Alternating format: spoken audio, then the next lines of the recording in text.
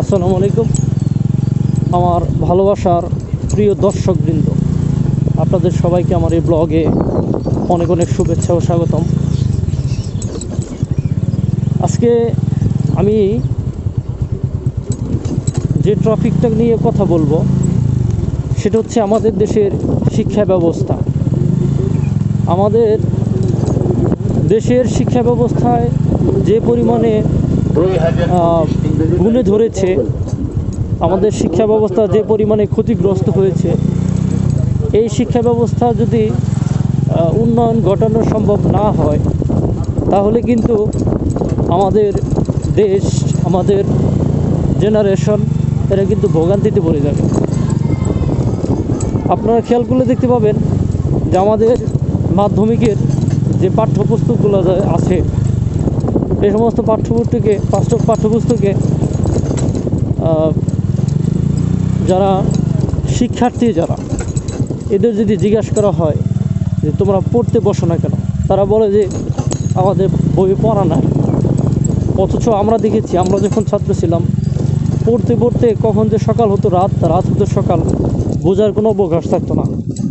কিন্তু বর্তমান young generation, বর্তমান শিক্ষা ব্যবস্থায় তারা পড়া খুঁজে পায় না। এর থেকে উত্তরণ দরকার, শিক্ষা ব্যবস্থার উন্নয়ন দরকার।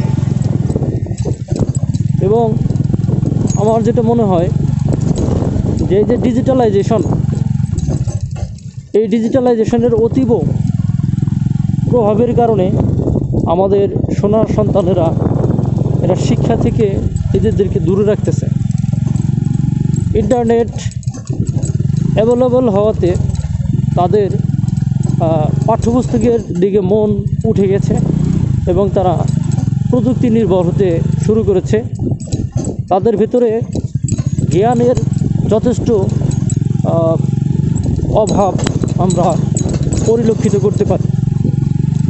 তো সম্মানিত দর্শক, আমি যেটা বলতে চাচ্ছি যে আমাদের শিক্ষা ব্যবস্থার দিকে যথেষ্ট গুরুত্ব দেওয়া দরকার এবং পাঠ্যপুস্তকের বিষয়বস্তুকে আরও আপডেট করা দরকার।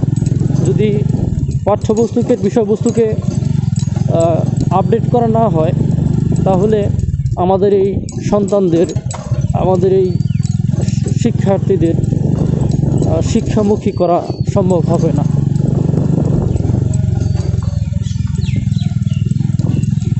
আজকের যারা স্টুডেন্ট আছে এরা হচ্ছে আগামী দিনের ভবিষ্যৎ।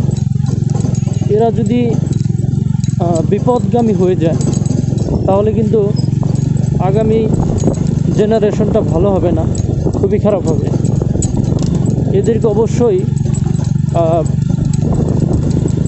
শিক্ষার গুরুত্ব সম্পর্কে সচেতন করতে হবে। আর আমার যে বিষয়টা মনে হচ্ছে যে পাঠ্যপুস্তকে ধর্মীয় শিক্ষার দিকে বেশি গুরুত্ব দিতে হবে। আমার মনে হয় মাধ্যমিকের প্রত্যেকটা সাবজেক্ট, মানে ক্লাস 6 থেকে 10 প্রত্যেকটা ক্লাসেই আমাদের রাসূল সাল্লাল্লাহু আলাইহি সাল্লামের জীবনী, হযরত ওমর, ওসমান, আলী, আবু বকর, এদের জীবনীগুলো ভালোভাবে আপডেট করা দরকার, মানে জীবনীগুলো থাকতে হবে। আর আরবি শিক্ষাটা মাধ্যমিকেই হোক বা প্রাইমারিতেই হোক, এটা বাধ্যগত একটি সাবজেক্ট থাকা উচিত। তো সম্মানিত দর্শক, সকলের জন্য অনেক অনেক দোয়া রেখে আমি আমার ব্লগটাকে এখানে শেষ করব। দেখা হবে পরবর্তী কোনো ব্লগে, পরবর্তী কোনো সময়, পরবর্তী কোনো টপিক নিয়ে। সে পর্যন্ত সবাই ভালো থাকুন, সুস্থ থাকুন। আসসালামু আলাইকুম ওয়া রাহমাতুল্লাহি ওয়া বারাকাতুহু।